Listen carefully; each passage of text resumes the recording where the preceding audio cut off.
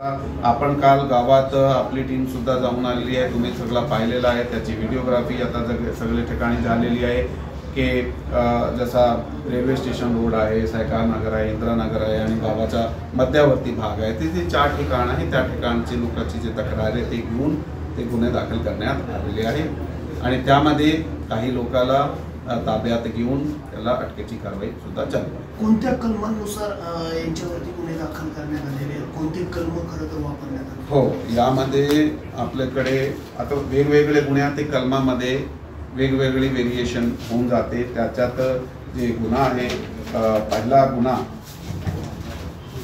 जे आम्ही दाखल केलेला आहे ते 353, 2, 196, 1 आणि 299 BNS प्रमाणे करण्यात आलेला आहे।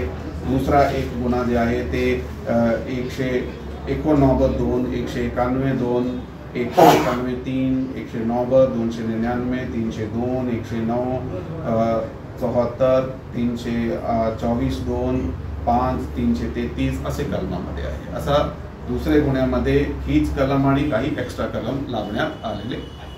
सर, खरं तर या दौंडमध्ये 26 तारखेपासून तणाव होता, मात्र असं देखील बोललं जाते की परवा ज्या ठिकाणी सभा झाली त्याच्यामुळं हे प्रक्षोभक वक्तव्य केली गेली आणि त्यानंतर हा जो आहे तो कालचा प्रकार घडलेला आहे। खरं तर हे येतंय स्टेटसवरती, मात्र जो स्टेटस ठेवला होता तो मध्य प्रदेशामध्ये, याच्यामधलं काही लिंकिंग आतापर्यंत समोर आले? ते काय आहे, काल पण हे प्रश्न आपण विचारले होते, त्याचं तेच इन्व्हेस्टिगेशनमध्ये आमच्याकडे काय निष्पन्न होतील की त्यामध्ये अजून कुठल्या प्रकारचा सहभाग आहे ते इन्व्हेस्टिगेशनचा मुद्दा आहे। जसा निष्पन्न होईल आम्ही आपल्याला सांगणार आहे, कारण सध्या परिस्थिती हे आहे की गुन्हा घडला होता, त्या गुन्हा दाखल करण्यात आलेला होता, आरोपीला अटक करण्यात आली होती, त्यामध्ये निषेध मोर्चे झाले होते, चोखपणे बंदोबस्त लावण्यात आला होता, गावात शांतता होती।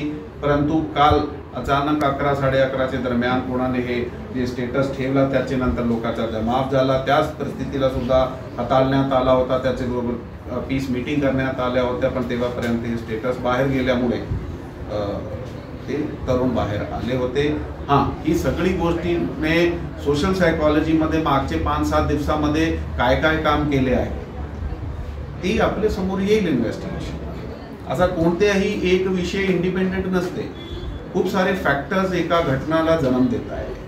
परंतु एका वेळी जर आपल्याला एका ठिकाणचा माहोल माहीत आहे की आज असा आहे, त्यावेळी कुठलाही पाऊल उचलण्याचे अगोदर कोणीही असू द्या, कुठले कायदा सुव्यवस्थेचा असू द्या किंवा गुन्हेगारीचा असू द्या, नागरिकांनी विचार केला पाहिजे।